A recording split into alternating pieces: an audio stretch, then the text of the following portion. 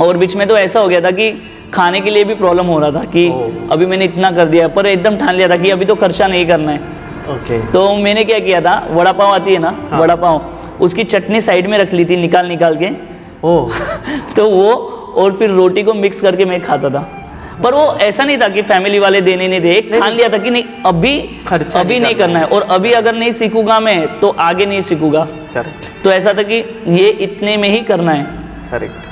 और वो चीज़ें मैंने किसी से शेयर नहीं की थी, पर ऐसा दिमाग में था कि नहीं अभी दिया है ना, अभी इसमें मुझे एडजस्ट करना है। तो आज वो करते करते मुझे बताते हो बहुत खुशी हो रही है। मेरे पास 20+ कंट्री के बच्चे सीख रहे हैं। 20+ कंट्री के बच्चे 20+ कंट्री के बच्चे ऑनलाइन में अभी भी सीख रहे हैं। जीत से ज़्यादा मुझे ऐसा लगता है आपको हार बर्दाश्त करना आना चाहिए, और वो भी हंसी खुशी। ऐसा नहीं कि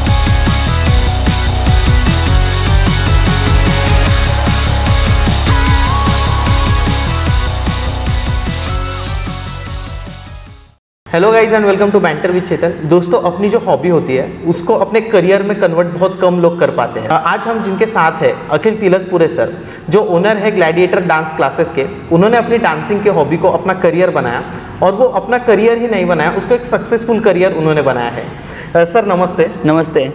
सर, आपकी जो हॉबी थी आपने उसको एक करियर में कन्वर्ट किया।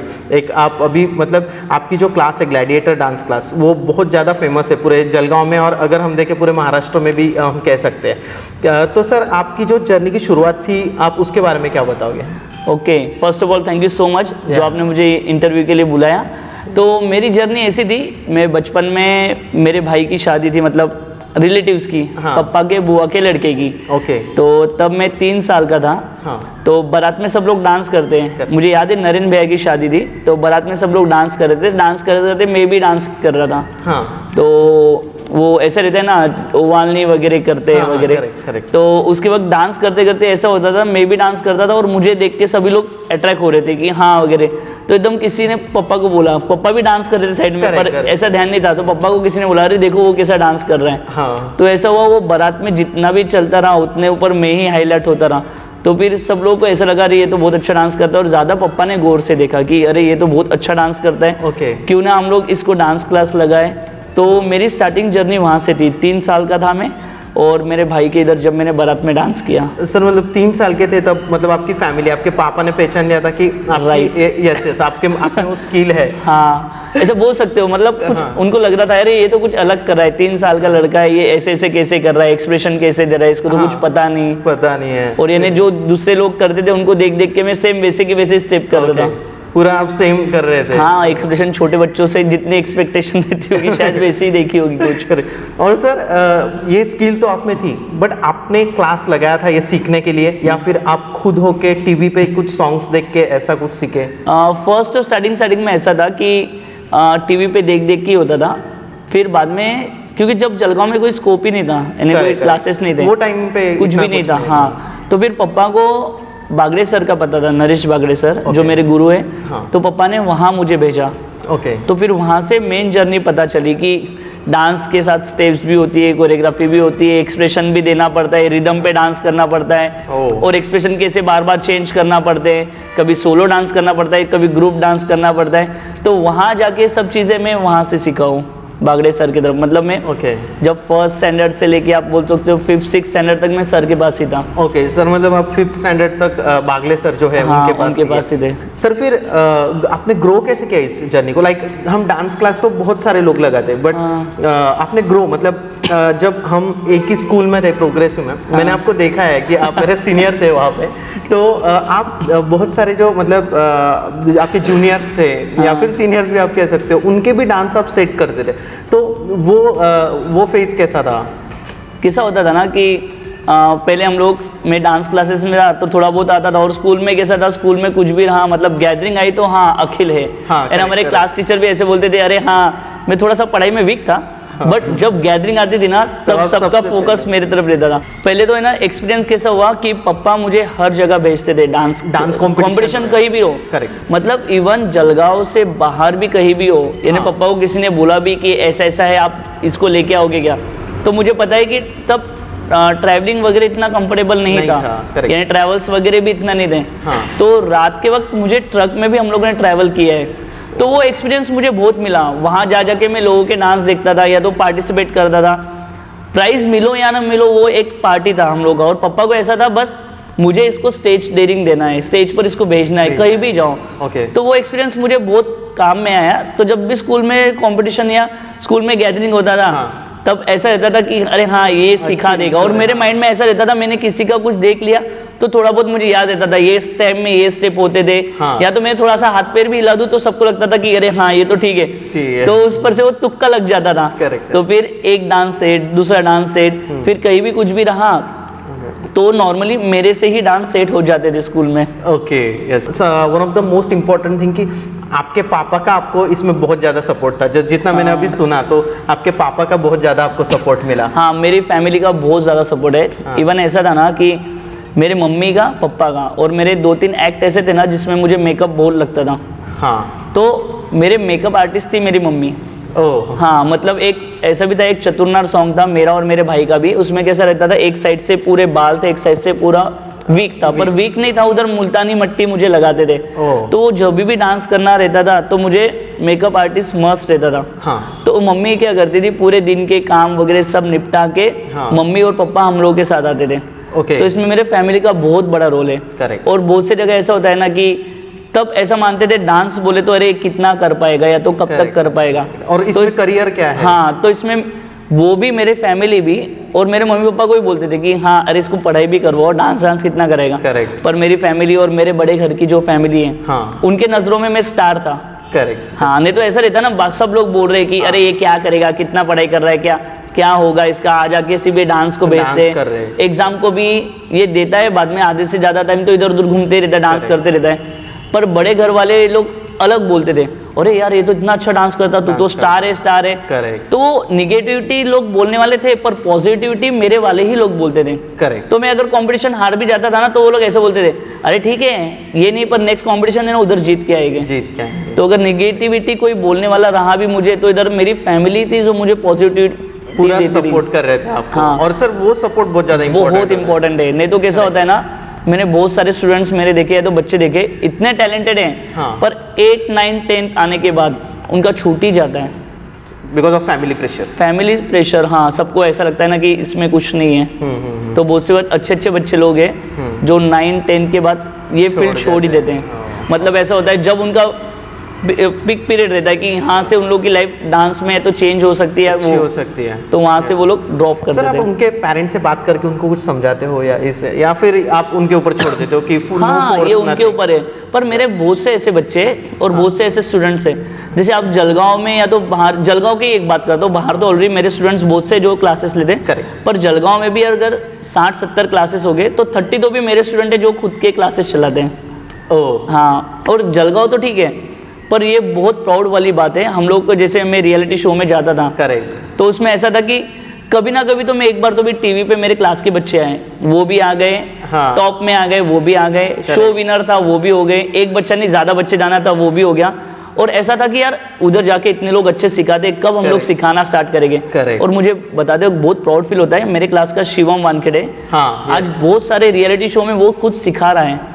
मतलब इंडियाज बेस्ट डांसर हो गया, अभी वैभव सर के साथ वो असिस्टेंट कोरियोग्राफर है, तो बहुत सारे रियलिटी शो में वो खुद सिखाने लग गए हैं। मतलब अभी हम लोग वहाँ सिखाने लग गए हैं। हाँ, तो सर आपको बहुत प्राउड फील होता होगा कि मतलब लगता है आपके स्टूडेंट्स अभी यहाँ तक कर रहे, तो ऐसा अच्छा लगता है कि अरे हाँ हम लोगों की जर्नी थी बस टीवी पर 1 या 2-3 सेकंड आ जाए, तो वहाँ से मेहनत करके टर्न इतना हो गया कि आज हम लोग किसी और को सिखाते हैं, वो भी टॉप वाले बच्चे, जैसे सुपर डांसर हो गया, इंडियाज बेस्ट डांसर हो गया, और अभी शिवम ने नजबलिए भी किया था, पर वो एज असिस्टेंट कोरियोग्राफर है।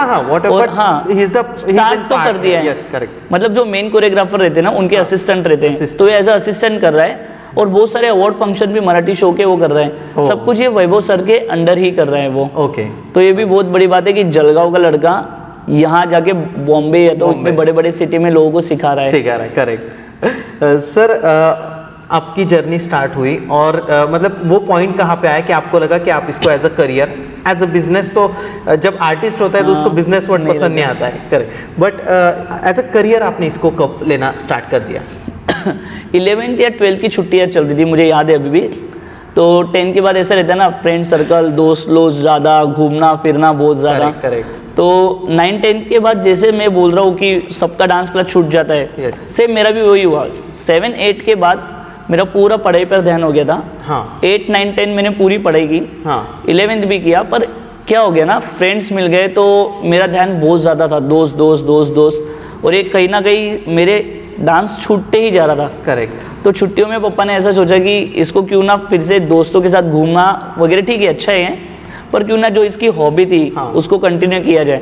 तो पापा ने बातों में फैमिली से भी किया कि अरे इसका वो चीज़ छूटते जा रही है, क्यों ना हम लोग, वो इसको पसंद था, इसका इतना सब कुछ था, तो वो क्यों ना करें, तो आगे इसको बढ़ाना है तो कैसे बढ़ाए।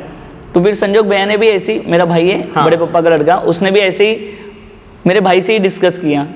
और उनका नाम है योगेन भैया, जो बॉम्बे में रहते हैं, उनका ट्रैवल्स का बिजनेस है।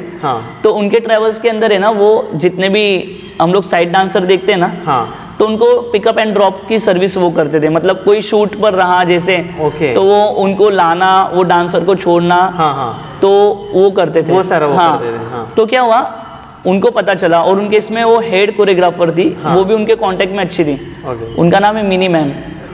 तो फिर रोहन भैया, अपने योगेन भैया ने ना मेरे भाई को बोला कि अगर इसको है तो मैं एक जगह बात कर सकता हूँ, अगर उधर इसका अखिल का अच्छा होता है तो शायद इसको एज अ साइड डांसर या कुछ ना कुछ मिलते रहेगा। तो फिर उसने पापा को बोला, मुझे बोला, तो फिर पापा ने बोला हाँ अब तो इसको भेजना ही है बोले। तो मुझे 2-3 महीने बॉम्बे में रखा था। तो बॉम्बे में मैंने वो सब चीज़ें देखी, जैसे इतना स्ट्रगल रहता है, ये टाइप रहता है, ऐसे टाइप के डांस रहते हैं। और तभी मैंने वो मैडम के साथ ही बूगी वूगी भी किया था, स्टार प्लस पे काबूम भी किया था। ओके सर, सबसे पहला शो आपका टीवी पे बूगी वूगी था? हाँ, पर मैं ऐसा ग्रुप में ही था। और वो भी मैडम के अंडर में ही था, मिनी मैम वगैरह इनके अंडर ही था। तब मैंने सब कुछ देखा कि हाँ ऐसी स्टाइल होती है, इतना डिफिकल्ट डांस रहता है, इतना स्ट्रगल रहता है। मतलब उनका ऐसा रहता था, सुबह 6 बजे वो उठते थे, रात को मैडम आते थे हम लोग के इधर 2-3 बजे, 2-3 घंटे का ब्रेक, फिर से उठ के वो सुबह 6 बजे फिर से वही फ्रेश मूड में फिर से जाते थे। इतना कंटिन्यू डांस रहता था वहाँ पे। तो 2-3 महीने जब मैंने देखा वो क्लास कैसे लेते थे, पेरेंट्स से कैसे बात करते थे, उनका सब कुछ, तो मेरे दिमाग में बहुत अच्छे से बैठ गया था कि हाँ ऐसे करते। और मुझे बहुत से चीज़ें उधर से सीखने भी मिली, नई नई स्टाइल भी मिली। और वहाँ से अब तक भी मैं उनके कांटेक्ट में हुई, बीच बीच में जब भी। और आज मिनी मैडम, और उनका तो इतना नाम है कि वो हेड कोरियोग्राफर है। मतलब हम लोग जितने भी कोरियोग्राफर देखते हैं ना, तो उनका चैनल पे हेड कोरियोग्राफर रहता है। तो वो पोस्ट पे मिनी मैडम और बिनी सर रहते हैं। तो मुझे बहुत अच्छा फील होता है कि मैं उनके तरफ सीखा हूँ, और वहाँ से मुझे बहुत कुछ सीखने मिला। तो उसके बाद फिर मैं जलगांव आया। तो जलगांव में तब चैनल बहुत से बंद थे, मतलब जो कुछ भी प्रॉब्लम आया था, तो 6 महीने कुछ भी चैनल दिख रहे नहीं थे। और तभी मैं टीवी पे दिख गया था, पर जलगांव में किसी को पता नहीं था, किसी को कि मैं ऐसा आ गया हूँ। तो एक प्रेस कॉन्फ्रेंस ली थी, तो उसके जरिए थोड़ा बहुत लोगों को पता चला था कि मैं बॉम्बे जाके आया हूँ, वहाँ से ऐसे ऐसे चीज़ें हुई है। तो उसके बाद किसी को पता चला, मेरे घर के नीचे ही रहते थे डॉक्टर एक, तो उन्होंने बोला कि आपने इतना किया है ना, तो मेरे एक पहचान के बोले, हसवानी फैमिली के, तो उनके बेटे को एक डांस सिखाना है, तो आप सिखाओगे क्या? तो मैं ठीक है, मैं फ्री हूँ तो जा सकता हूँ। तो मुझे याद है अभी मैं वो एक बच्चे को सिखाने 3 से 4 महीने रोज आता था। तो मेरी डांस का फर्स्ट स्टूडेंट मेरा अक्षय हसवानी है। तो वहाँ से मेरी स्टार्टिंग हुई। मतलब ठीक है चलो एक को सिखाएंगे। पर ऐसा हुआ, 1 से वहाँ 2 हुए, 2 से 3 हुए, फिर जगह कम पड़ने लगी 6-7 महीने के बाद। तो उन्होंने बोला अभी तो जगह प्लेस आपको लग रही है, तो क्यों ना आप एक छोटा सा हॉल ले लो। फिर वहाँ से मैंने होटल क्रेजियो में वहाँ फर्स्ट डांस क्लास डाला, और आज यहाँ तक हूँ। आज यहाँ तक है। तो सर अभी हम आते हैं कि आपकी जर्नी कैसी रही यहाँ तक आने की। जैसे आपने स्टार्ट किया तब आपको पता नहीं होगा कि आप इस मुकाम तक पहुंच सकते हो। जब हम स्टार्ट करते तो हमें पता नहीं होता, बस हमें पता होता है कि हमारे पास स्किल कौन से है, हमारे स्किल्स कौन से, हमें डांसिंग आता है, हम लोगों से अच्छे से बात कर सकते हैं, हम पोलाइटली उनको सिखा सकते हैं। बट यहाँ तक आप आओगे ये तो आपको पता नहीं होगा। नहीं। बट वो जर्नी कैसी रही कि आप यहाँ पहुँचे? यानी मुझे हर टाइम कुछ ना कुछ फेस करना ही पड़ा। और सर आपका स्ट्रगल भी आप इसमें बताओ। स्ट्रगल तो मैं आपको एक बताता हूँ कि बहुत से बार तो ऐसा हुआ, यानी ये चीज़ें मेरे फैमिली को भी नहीं पता है। जब मैं 2-3 महीने बॉम्बे में था ना, हाँ, तो ऐसा हुआ था कि घर से पैसे कितने बार मंगाना, यानी आप हर चीज़ें लेते जाते हो और एक टाइम ऐसा आ जाता है कि थोड़ा सा ऑकवर्ड लगता है कि मम्मी पापा तो देने के लिए रेडी थे, पर मैंने बोला था कि हाँ मुझे इतना चाहिए, पर उसमें मैंने बहुत सारी शॉपिंग कर ली थी, ड्रेस वगैरह की। तो 2 वीक तो भी ऐसे ही थे फिक्स कि मुझे ऐसा लग रहा था कि पापा को मैंने बोला कि एक महीने के बाद ही अभी पेमेंट करना। हाँ। और तब इतना ट्रांजैक्शन फटाफट नहीं होता था, ऑनलाइन वगैरह नहीं था सब कुछ। तो मैंने सोचा था कि नहीं, अभी ये अपने को सब दे दिया है मम्मी पापा ने, हाँ, तो अभी अपने को पैसे कि 1-2 हफ्ते अपने को यही करना है सेविंग। तो मुझे याद है कि राबोड़ी से ठाणे में मेरा जहाँ मैं रहता था राबोड़ी में, वहाँ से गडकरी रंगानाथ, हाँ, वो 2 से 3-4 किलोमीटर है, वहाँ से दूसरा रिहर्सल। तो वो रिहर्सल हॉल पे ना मैं ना 10 से 12 किलोमीटर रोज सिर्फ पैदल ही चलता था। 10 से 12 किलोमीटर, यानी मैं सुबह 6 बजे का रिहर्सल है तो जल्दी उठ के 5 बजे से वहाँ से वॉकिंग जाता था कि वो पैसे बचा पाऊँ। और बीच में तो ऐसा हो गया था कि खाने के लिए भी प्रॉब्लम हो रहा था कि अभी मैंने इतना कर दिया, पर एकदम ठान लिया था कि अभी तो खर्चा नहीं करना है। तो मैंने क्या किया था, वड़ा पाव आती है ना, हाँ, वड़ा पाव, उसकी चटनी साइड में रख ली थी निकाल के तो वो और फिर रोटी को मिक्स करके मैं खाता था। पर वो ऐसा नहीं था कि फैमिली वाले देने नहीं थे, एक ठान लिया था कि नहीं अभी नहीं करना है, और अभी अगर नहीं सीखूंगा मैं तो आगे नहीं सीखूंगा। करेक्ट। तो ऐसा था कि ये इतने में ही करना है। करेक्ट। और वो चीज़ें मैंने किसी से शेयर नहीं की थी, पर ऐसा दिमाग में था कि नहीं अभी दिया है ना, अभी इसमें मुझे एडजस्ट करना है। और देखते अपन कि लोग, और मैं उधर देखता था लोग कितने स्ट्रगल करते थे मेरे से बहुत ज़्यादा। तो मुझे ऐसा था कि मुझे ये करके देखना है कि इसमें कैसा होता है। और तब वो चीज़ की कीमत पता चलती है जो अपने पेरेंट्स करते वगैरह। तब मुझे वहाँ से समझ में आया कि नहीं बहुत इंपॉर्टेंट है, इतना सब कुछ इजी नहीं होता है। तो वो वॉकिंग जाना, हाँ, फिर ड्रेस कम रखना और खाना भी ये खाना, हाँ, तो सब स्ट्रगलिंग तो वो टाइम था। उसके बाद तो मैंने कभी वैसे चीज़ें फेस नहीं की। हाँ, फिर अब जलगांव में आने के बाद फिर ग्लैडिएटर क्लास, तो कैसा था ना, यहाँ आने के बाद भी ऐसा नहीं था कि मैंने स्टार्ट कर दिया और बहुत से स्टूडेंट्स आए, नहीं। हाँ। जलगांव में तो किसी के क्लास, तब तो ऐसा था कि क्लासेस भी 1 या 2 ही थे। और तब ऐसा नहीं था कि डांस क्लास बोले तो अरे सबको भेजो। तब हम लोग के वक्त कैसेट होती थी, A side B side rewind, हाँ, तो गाने भी लेना पड़ते थे, तो रिकॉर्डिंग के लिए जाना पड़ता था। एक साइड में सिर्फ 6 ही गाने, और तब यूट्यूब भी इतना नहीं था, टीवी पर ही देख के सब कुछ करना था। कोरियोग्राफी भी दिमाग में नहीं आती थी। करेक्ट। तो इन्हें बहुत था कि अभी सिखाएंगे तो सिखाएंगे किसे क्या। तो मुझे अभी भी याद है जब मुझे किसी को कुछ सिखाना रहता था एक गाना, तब मैं 4 से 5 दिन पहले रोज उसका रिहर्सल करता था कि हाँ ये स्टेप है वो स्टेप है, खुद सीखता था, उसके बाद सिखाता था। पर टचवुड आज ऐसा टाइम आ गया है कि मुझे 2 ही मिनट लगते हैं एक सॉन्ग सेट करने के लिए। सिर्फ 2 मिनट में मैं सॉन्ग, मतलब 2 मिनट का गाना है ना, हाँ, ऐसा बोलने का 2 मिनट का गाना, हाँ, मैं 10 मिनट में कोरियोग्राफ कर लेता हूँ। पर तब ऐसा टाइम था कि एक हफ्ता में एक गाने को सोचता था कि हाँ ये गाना है, मुझे कौन सी स्टेप लेना है, क्या लेना है, और फिर मैं सिखा पाऊंगा या नहीं। फिर दूसरा गाना आता था तो और टेंशन आ जाता था कि हाँ, अब मैं कैसे सिखाऊंगा। करेक्ट। क्योंकि सामने वाले को पसंद आना चाहिए, नहीं तो वो ऐसे बोल देते कि सर ये नहीं अच्छा लग रहा, स्टेप चेंज करो। हाँ। तो वो भी एक टास्क रहता था कि अरे यार स्टेप तो हो गई, अब मैं क्या सिखाऊंगा, नेक्स्ट गाना लूंगा तो अभी क्या सिखाऊंगा। तो वो भी मेरा टास्क था। और दूसरी बार लोग सभी बोलते थे कि ये डांस तो सीख रहे, अभी आगे क्या करोगे। हाँ। तो आगे सबको ऐसा लगता था कि स्टेज शो होना चाहिए। हाँ। अभी स्टेज शो करना है तो उसके लिए पैसे लगेंगे, तो उसके लिए स्पॉन्सर लगेंगे, बड़ा हॉल लगेगा, अच्छा करूँगा तो ये जलगांव में कंटिन्यू रहेगा। तो उसके लिए मैं स्पॉन्सरशिप के लिए बहुत घूमता था। आपने मतलब सर आपने एज अ उसको मतलब जब आप लोगों को सिखाते थे, आप क्लास स्टार्ट किया, आपने स्पॉन्सरशिप जो मार्केटिंग का पार्ट आता है एक, तो आपने वो भी प्रॉपरली वो भी किया और खुद किया। हाँ, वो और मेरे दोस्त लोग रहते थे। हाँ। ये सब कुछ हंसी मजाक में हुआ है, ऐसा टेंशन लेके मैं कभी नहीं बैठा हूँ अब क्या होगा मेरा, कैसे होगा आगे, स्पॉन्सर मिलेगी क्या नहीं। हम लोगों ने ऐसे ही किया कि यार अब घूमना है, तो मैंने क्या किया, जो पहचान के कितना स्पॉन्सर दोगे, ठीक है चलेगा उतना ले लूँगा मैं। और बहुत से बार ऐसा होता था कि मुझे अभी भी याद है, अभी एक स्पॉन्सरशिप थी 300 रुपीज़ की। हाँ। मैं उनके इधर एक हफ्ता कंटिन्यू 2-2 3-3 घंटे बैठा। वो बोलते थे ठीक है थोड़ी देर में पैसे आ जाएंगे, इसके बाद लेना। पर मैं और मेरे दोस्त लोग हम लोग बैठते थे वहाँ पे, एंजॉय करते थे। करेक्ट। तो हम लोगों ने ऐसा भी टाइम देखा है कि 300 रुपीज़ के लिए हम लोग एक हफ्ता किसी की तरफ रुके। उन्होंने ऐसा नहीं बोला था कि नहीं हो गए, दे गए, पर उनको भी कुछ ना कुछ रीजन की वजह से गड़बड़ हो रही थी। और तब के 300 बोले तो बहुत बड़ी बात थी। आज से 15 साल पहले 300 रुपये कोई आपको देने वाला एज ए स्पॉन्सरशिप तो बहुत बड़ी बात थी। ऐसा लगता था 300 मिल गए तो हम लोग की ट्रॉफी का ये खर्चा हो जाएगा, ये खर्चा हो जाएगा, बैनर का खर्चा निकलेगा। और तब 300 रुपीज़ 500 रुपीज़ जमा कर करके हॉल लेना, फिर पुलिस परमिशन निकालना, ट्रॉफी निकालना।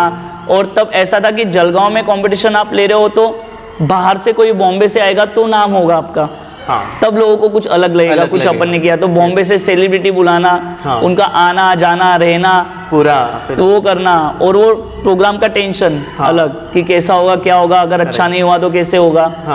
तो मेरा स्ट्रगलिंग टाइम बहुत था कि कंपटीशन के वक्त तो ऐसा हो जाता था कि मैं 2-2 3-3 घंटे ही सोता था। हाँ, मतलब कंपटीशन का सीजन आया तो 1-1 2-2 महीने पहले वो जितने भी लोग पार्टिसिपेट कर रहे हैं उन तक बात पहुंचना चाहिए। फिर वो करेंगे, मेरे क्लास के बच्चों को डांस सिखाना। और फिर अगर मेरे क्लास के बच्चे ये जलगांव के जज रहे तो सबको ऐसा नहीं लगना चाहिए पार्टिसिपेटिव हुई तो बॉम्बे से बुलाना। तो सबके इतने सारे सवाल थे, सबको ऐसा लगना चाहिए कि यहाँ पे बहुत प्योर काम है। तो वही क्लियर करोगे तो लोगों को पसंद आएगी, लोगों को ये चीज़ पसंद आई तो नेक्स्ट टाइम ये चीज़ होगी तो लोग इंटरेस्ट लेंगे तो आपकी तरफ डांस क्लास के लिए आएंगे। करेक्ट। तो मेरा स्ट्रगलिंग टाइम बहुत था। और फिर अभी तो हम लोग लैपटॉप पे एडिटिंग कर लेते हैं, तब एडिटिंग के लिए हम लोग को है ना किधर और जाना पड़ता था। और तब एडिटिंग के लिए ऐसा जैसे मैं बैठा हूँ वैसे बहुत से लोग बैठते थे। तो एडिटिंग के लिए 3-3 4-4 घंटे हमको वेटिंग रहता था कि हाँ इनका एडिटिंग हो गया, अभी आपका नंबर लगेगा। तो डांस सिखाने के बाद मेरा टाइम ऐसा रहता था कि मैं रात को उधर एडिटिंग के लिए जाता था 10-11 बजे, और वहाँ से एडिटिंग करके उठते थे हम लोग 1-1 2-2 बजे रात में। तो वो स्ट्रगलिंग टाइम हम लोग का बहुत था, मतलब जब हम लोग ने स्टार्टिंग में किया था। सर अभी पैंडेमिक की सिचुएशन थी कोरोना की, तो कितना इम्पैक्ट हुआ, आपने इसको कैसे हैंडल किया? इम्पैक्ट तो बहुत ही हुआ, मतलब ऑफलाइन डांस क्लासेस मेरे 1.5 साल बंद थे। हाँ, बट ऐसा हुआ ना कि स्टार्टिंग के 1-2 महीने ऐसा था कि सब पे ही होने वाला है। बट 3rd मंथ आने के बाद ऐसा चिड़चिड़ हो गई थी कि अब क्या होगा, अब क्या होगा, अब तो कैसे होगा, मतलब आगे का फ्यूचर कैसे क्या। और आप का रहने देने का तरीका वगैरह जो रहता है वो पूरा सेट रहता है। एकदम अचानक से अभी पैसे नहीं आ रहे, क्लास का रेंट वगैरह, असिस्टेंट रेंट कैसे करोगे। तो फिर वो बहुत माइंड मेरा ये हो गया था, डिस्टर्ब हो गया था। बट यहाँ भी मेरे फैमिली ने ही सपोर्ट किया। तो उन्होंने कैसा किया कि अभी ये थोड़ा सा चिड़चिड़ हो रहा है या तो कुछ हो रहा है तो अभी कैसे करना। तो सबने ऐसा मुझे सजेशन दिया, एक काम कर तू वीडियो बना, अपने डांस के खुद ही वीडियो अपलोड किया कर। तो फिर वो वहाँ पर मैं सोचा कि अब ये कब तक करना। फिर उन्होंने सेकंड चीज बताई, तू एक काम कर, इंस्टाग्राम पे जा, खुद का कुछ कर, उधर सिखा लोगों को। मतलब वो तो मैं सिखा दूंगा, फिर बाद में इनकम का कैसे। फिर मुझे धीरे धीरे मेरे भाई ने, निखिल ने बताया तू जूम ऐप पर सिखा सकता है। Zoom app. तो फिर मैंने स्टार्टिंग में मेरे क्लास के बच्चों को, जो भी मेरे इंटेंसिव बैच के बच्चे उनको लिया। जूम ऐप पर है ना मुझे बहुत प्रॉब्लम आती थी, मतलब है ना अगर मैं आपको सिखाता भी हूँ तो ना मेरी आवाज़ आप तक नहीं पहुँचती थी, या तो सॉन्ग की आवाज़ नहीं पहुँचती थी। पर ये सब कुछ मेरे में पेशेंस नहीं थे, ऐसे कैसा हो रहा है, मेरा कैसा होगा। तो बोला और बार बार मीटिंग बनाना ये सब मुझसे नहीं होगा। तो मेरा भाई था निखिल, उसको बहुत पेशेंस है, उसको पता है मैं थोड़ा सा चिड़चिड़ करूँगा। तो बेटा था मेरी तरफ, वो सब चीज़ें करता था। उसने धीरे धीरे बोला तुझे ही करना है, ये प्रॉब्लम अभी तुझे ही सॉर्ट आउट करना है। उसने संभाला मुझे, हर चीज़ गाइड की। ये देख ऐसे मीटिंग बनाना है, ऐसे ये करना है, ऐसे ऐसे। धीरे धीरे मैंने अपने सिर्फ सिलेक्टेड जो बच्चे थे, मुझे पता है कि इनको भी पता है कि प्रॉब्लम आने वाला है, सिर्फ इनसे ही मैंने प्रॉब्लम सॉर्ट आउट की है कि देखो अभी हो रहा है कि बराबर। और सिखाते वक्त कैसा होता था ना, मैं अभी ऐसे सिखा रहा हूँ तो यहाँ बच्चे सब ये करते थे, फिर राइट लेफ्ट सिखाने का प्रॉब्लम भी बहुत होता था। तो फिर वो कैसे करना, फिर मैंने पीछे R लिखा, इधर L लिखा, मैं राइट ये हैंड करूँगा मतलब राइट करूँगा, ये करूँगा तो लेफ्ट करूँगा। मिरर इमेज से अगर आपको नहीं समझ रहा है तो मिरर इमेज करो, वो किया। तो ये सब कुछ सॉर्ट आउट हो गया। फिर मेरे तरफ इंटरनेट का प्रॉब्लम आया कि अभी इंटरनेट चलता नहीं है। तो उसके फिर बाद में फिर इंटरनेट का अच्छा सर्वे किया। फिर ऐसा किया कि अब तो सब कुछ सेट है, 5-6 महीने हो गए। अभी ये लग रहा था पैंडेमिक जल्दी से सॉल्व नहीं होने वाला है, अगर मैं इस पर ही बैठा रहूँ तो प्रॉब्लम हो जाएगा। तो मुझे ऐसा था कि अभी मुझे तो क्लास स्टार्ट करना ही पड़ेगी ऑनलाइन, सभी लोग हैंडल कर रहे। तो फिर मैंने ऐड किया कि मैं फ्री कैंप रख रहा हूँ ऑनलाइन का।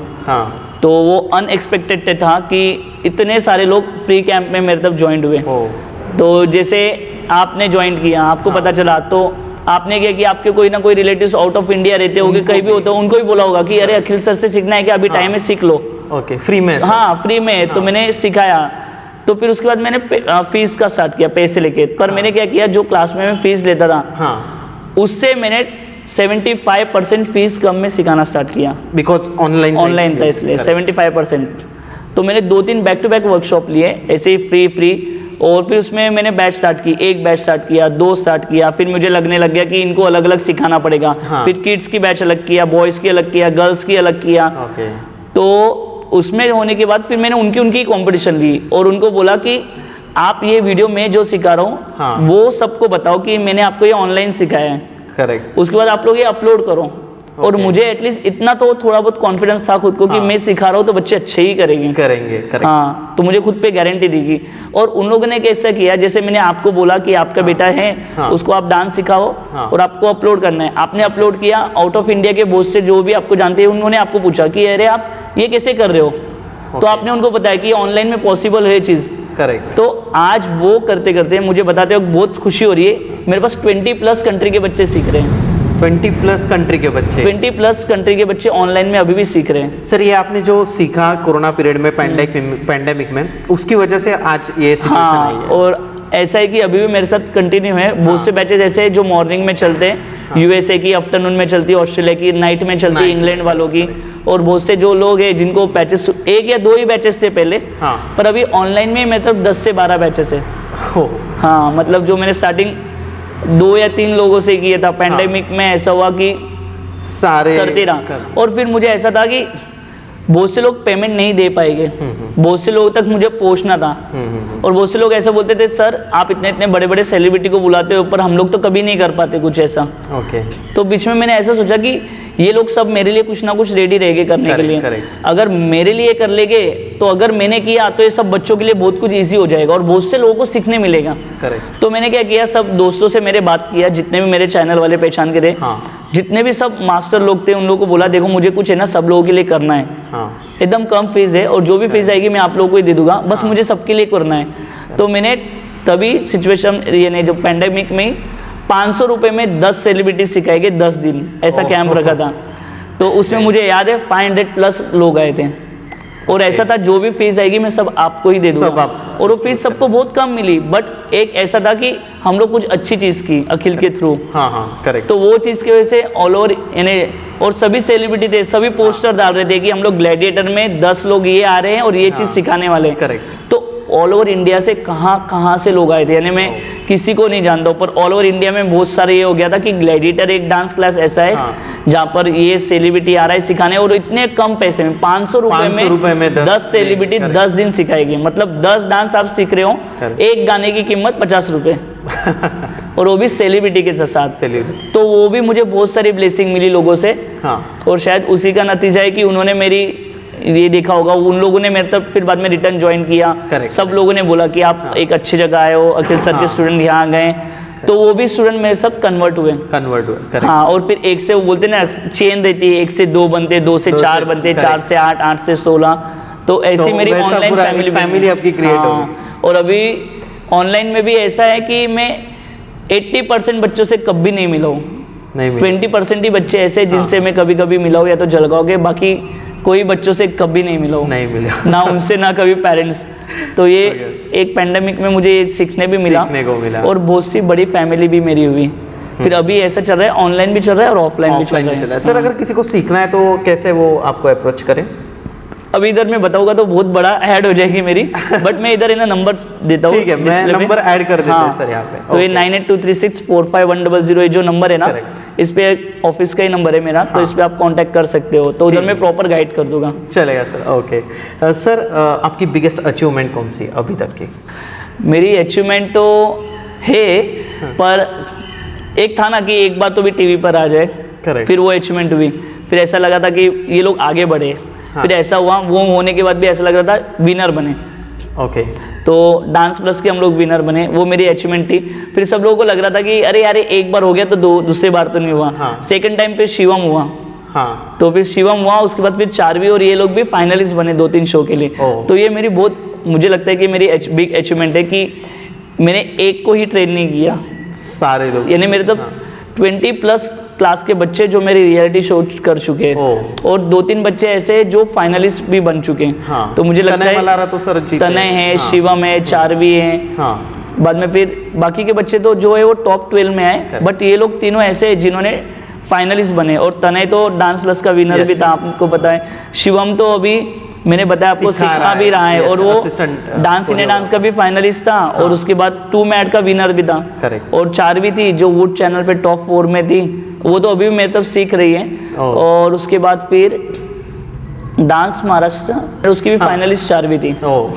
तो ये था कि एक बार हो सकता है गलती से, पर बैक टू बैक हो रहा है तो कहीं ना कहीं हमारी भी मेहनत है। हाँ, नहीं तो सबको ऐसा लगता है अरे एक बार हो गया मतलब हो गया होगा, पर हम लोग बैक टू बैक अभी करते जा रहे हैं। तो ये भी मेरी लगता है मुझे अचीवमेंट भी है। और मुझे बहुत खुशी हो रही है कि ऑनलाइन के भी मेरे 2 स्टूडेंट है जो रियलिटी शोज कर चुके हैं। मतलब ऐसे ही नहीं कि ऑफलाइन के ही बच्चे कर रहे हैं, ऑनलाइन के ही बच्चे मेरे रियलिटी शो कर चुके हैं। ऑनलाइन सीखने के बाद अगर आपको लग रहा होगा कि ऑनलाइन सीखने के बाद आप प्रॉपर नहीं सीख सकते हो, बट अभी जैसे अखिल सर ने बताया कि आप अगर ऑनलाइन भी सीखोगे तो वो बच्चे भी कंपटीशन में उन्होंने पार्टिसिपेट किया है।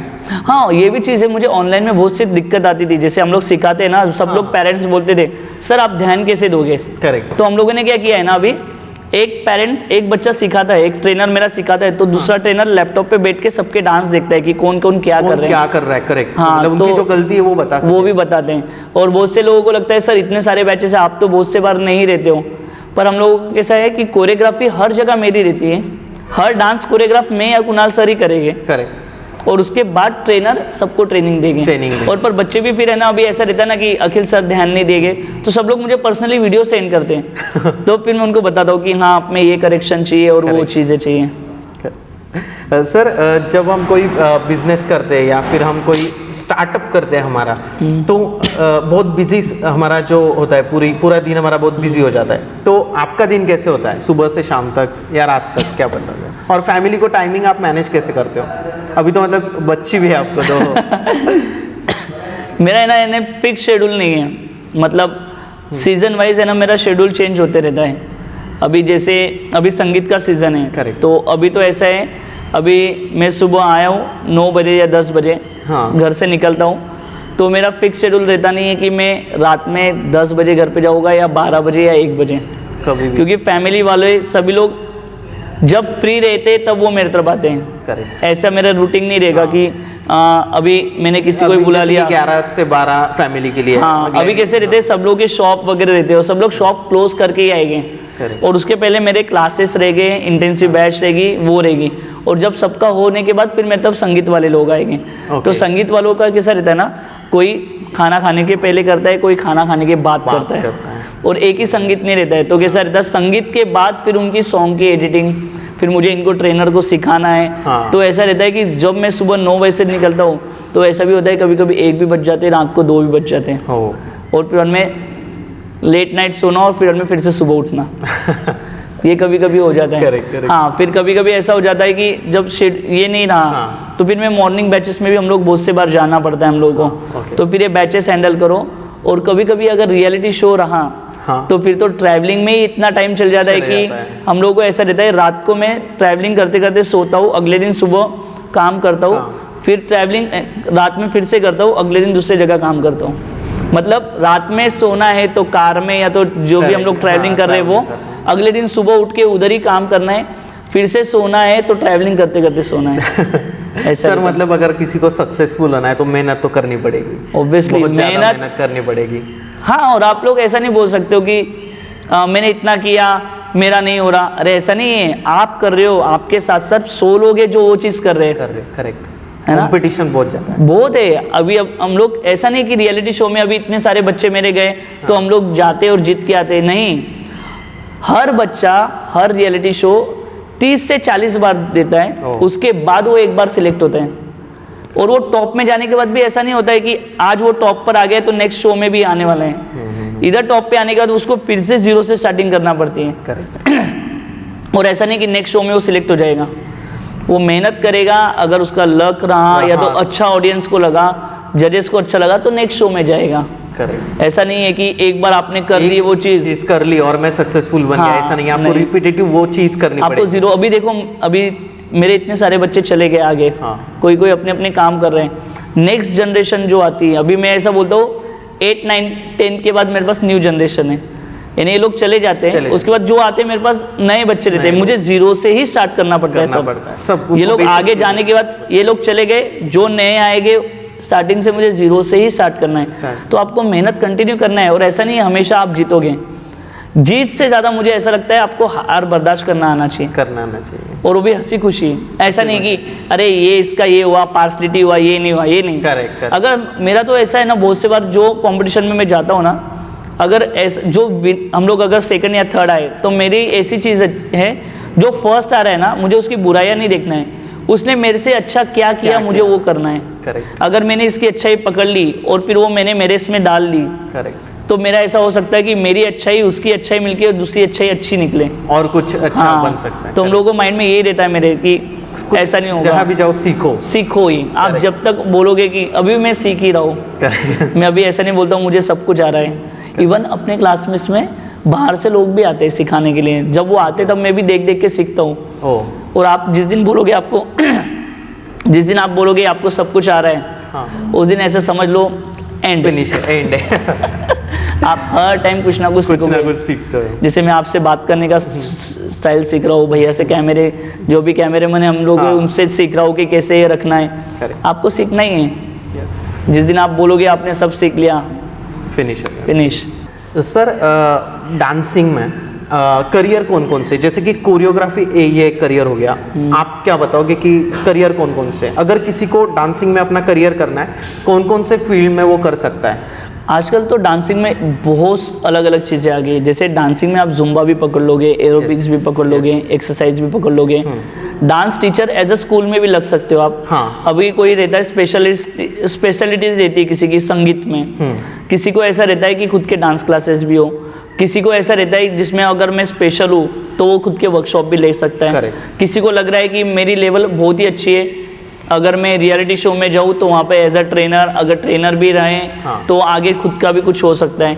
दूसरी चीज़ और उसके बाद रह सकती है, उसके बाद ऐसा भी है कि आप अच्छे परफॉर्मर हो तो आप एज अ साइड डांसर भी कहीं कर सकते हो। साइड डांसर होने के बाद अगर आप कोई रियलिटी शो में आ जाते हो तो आपको अच्छे अच्छे शो मिलते हैं तो आप उससे भी कर सकते हो। मतलब बहुत कुछ है, स्प्रेड कर सकते हो आप खुद को। ऐसा नहीं कि आप एक ये कर सकते हो, बट हाँ मेरा ऐसा है मैं सब कुछ करता हूँ। अब सारी मुझे ये भी, मैं संगीत भी करता हूँ, स्कूल के गैदरिंग भी करता हूँ, एज ए स्कूल में सिखाने के लिए भी करता हूँ, रियलिटी शो में मेरे बच्चे भी सिखाते हैं, रियलिटी शो भी करता हूँ, और कैंप रखने के आए वो भी रखता हूँ, फ्री कैंप रखता हूँ, सेलिब्रिटी को बुला के रखता हूँ, शोज ऑर्गेनाइज करता हूँ, एनुअल फंक्शन ऑर्गेनाइज करता हूँ। यानी डांस से रिलेटेड जो भी चीजें मैं वो हर चीज करता हूँ। हर चीज आप करते हो। हाँ, वेडिंग्स का सर फंक्शन इवेंट्स, हाँ वो भी कर रहा हूँ। वेडिंग में तो मतलब हमारे शहर में तो सारे लोग आपको ही अप्रोच करते हैं। Thank you so much. नहीं बहुत से लोग अच्छे हैं, पर किसी किसी को लगता है कि मुझसे करना है, ऐसा नहीं कि बाकी लोग ही हैं, सभी लोग बहुत अच्छे करते हैं, पर किसी को शायद लगता है कि हाँ अगर आपके साथ किया तो बहुत हाँ, वो ऐसा रहता है ना कि कुछ ना कुछ नई चीज़ हो जाती है मुझसे, पता नहीं टचवुड है कि मैं कुछ अगर ये सेट करूँ ये सॉन्ग तो उसमें कुछ ना कुछ क्या मालूम कैसे, मुझे नहीं समझता कि कुछ ना कुछ नई चीज़ ऐड ही हो जाती है। मतलब वो एक्स फैक्टर बोलते, तो ऑडियंस को वो चीज़ें बहुत पसंद है। सिर्फ मेरे इसमें डांस ही नहीं होगा, कुछ ऐसी यूनिक चीज़ें भी रहेगी जो आप ऑडियंस से कनेक्ट कर पाओगे, तो ये ऑडियंस को बहुत पसंद है कि हाँ मेरे डांस में वो चीज़ें। अभी मेरे भाई की शादी थी ना, निखिल की, तो हम लोग यूट्यूब पे वगैरह इतने वीडियो नहीं डालते थे कभी, तो मैंने मेरे भाई के शादी के वीडियो डालना स्टार्ट किया। सर इसमें आप रोल ऑफ सोशल मीडिया आपकी लाइफ में वो चीज़ भी आप बताओ। हाँ, तो अभी ये आपने जब बताया तो ये कैसा हुआ ना कि पहले इतने नहीं था, हम लोग का यूट्यूब पे कभी अपलोड नहीं करते थे, पर जब से पेंडेमिक आया है ना, तब लोग शादी पेंडेमिक में ही हुई थी, तो उसके डांस हम लोगों ने वीडियो डालना स्टार्ट किए। पहला वीडियो इतना वायरल हुआ कि हम लोग ऐसे थे 10,000 सब्सक्राइबर्स थे, तो 1-2 हफ्ते में 20,000 हो गए थे। हाँ, और वो वीडियो मिलियन में गया। वो लोग बोल रहे थे आप ऐसे वीडियो डालते रहो, तो बैक टू बैक हम लोगों ने निखिल की शादी में जितने परफॉर्म किए थे वो डालते रहे हम लोग अभी तक। तो जो 10,000 थे अप्रैल और इसमें, तो 6 महीने में आज 71,000 हो गए। तो उसके वजह से भी बहुत कुछ मतलब ये सोशल मीडिया से भी हम लोग को बहुत बेनिफिट मिला, और वही लोग बहुत से लोग हैं जो मेरे ऑनलाइन स्टूडेंट भी हैं। करेक्ट, उसमें से भी है। तो लोग बोलते थे कि आप ब्लॉग का भी चैनल बनाओ अपना, तो पहले तो मैं क्लास के चैनल पे ही डालता था, हाँ। पर मुझे ऐसा लगाने लगा कि किसी किसी को मेरा डांस पसंद है, किसी को मेरी ब्लॉगिंग पसंद है। Correct. तो मुझे ऐसा लगा ये दोनों को मिक्स कर रहा हूँ। हाँ, तो फिर मैंने क्या किया, मेरा यूट्यूब डांस का चैनल अलग कर दिया और ब्लॉगिंग का चैनल अलग कर पूरा दिया। अलग कर दिया। और हाँ, वो इंस्टाग्राम पे जब भी मैं अपलोड करता हूँ तो मुझे उससे बहुत कुछ बेनिफिट भी मिलता है। तो मैं जब भी इंस्टाग्राम पे भी डालता हूँ या तो सोशल मीडिया पे भी कुछ डालता हूँ तो चीज़ें लोगों को मेरी पसंद होती हैं। Correct. और ये बहुत अच्छी चीज़ है, मतलब समझ जाता है कि हाँ ये कैसे कर रहे हैं और ये कैसे कर रहे कैसे करना है। हैं। पर ये भी चीज़ है, अगर आपने ये चीज़ डाली है हाँ। तो नेक्स्ट टाइम आपको इससे अच्छा ही करना है। तो वो भी एक टास्क देता है कि अरे लोगों को पसंद आ रहा है, आपको कंटिन्यू अच्छी अच्छी चीज़ें देना पड़ेगी, नहीं तो लोग आपको पसंद नहीं करेंगे। बैक टू बैक वही चीज़ें डालोगे तो गाइज जो भी अखिल सर के चैनल से जैसे कि ग्लैडिएटर डांस क्लास का जो चैनल और सेकंड चैनल सर तिलकपुरे फैमिली का चैनल, हाँ। तो दोनों के लिंक्स मैं डिस्क्रिप्शन में ऐड कर दूंगा, आप वहां जाके उनको सब्सक्राइब कर सकते हो। बहुत अच्छे अच्छे वीडियोस सर बनाते हैं, तो आप उनके चैनल को प्लीज़ सब्सक्राइब कीजिए। पक्का, थैंक यू सो मच। और पता है क्या, मेरी फैमिली इतनी इन्वॉल्व है, मतलब अगर मैं बोलूँ ना हम लोग को इधर डांस करना है, मेरे बच्ची का अभी 1 साल की हुई, यस। तो उसमें हम लोगों का ऐसा था कि हम लोग की फैमिली हर जगह डांस करती है, कोई भी छोटा मोटा फंक्शन हो। अभी कल दिवाली हुई, तो दिवाली में भी हम लोगों ने डांस किया। तो हम लोग का ऐसा है, हर चीज में हम लोग को डांस चाहिए ही चाहिए। हाँ, और हम लोग को खुद को मजा आता है। हाँ। और एक ऐसे हुआ, सामने वाले लोग हम लोग को पसंद करते थे, तो हम लोग को लगा हम लोग को पसंद करते हैं, हम लोग को कमेंट्स अच्छे आ रहे, तो हम लोग और चीज वो करने लगे। हाँ, पर वो टास्क भी रहता है कि अच्छा ही करना है, इम्प्रूवमेंट चाहिए हर एक वीडियो में, कुछ ना कुछ अच्छा ही चाहिए। हाँ sir, thank you so much, आपने इतनी अच्छी इन्फॉर्मेशन दी और आपकी जो जर्नी है वो बहुत ज़्यादा इंस्पिरेशनल है। बहुत सारे लोगों को इससे बहुत मतलब प्रॉफिट होगा, फ़ायदा होगा। और सर आखिर में आप कुछ बोलना चाहोगे? मुझे भी इधर इंटरव्यू देके बहुत कुछ अच्छा लगा, बहुत से मेरी जो मेमोरीज थी वो रिकॉल हुई। और अगर मेरी चीज़ें किसी को पसंद आती है और किसी का कुछ बेनिफिट होता है तो वो भी चीज़ मेरे लिए भी अच्छी चीज़ है। और once again thank you so much, आपने मुझे बुलाया। थैंक यू सर, अपने इंटरव्यू देने के लिए। Thank you so much.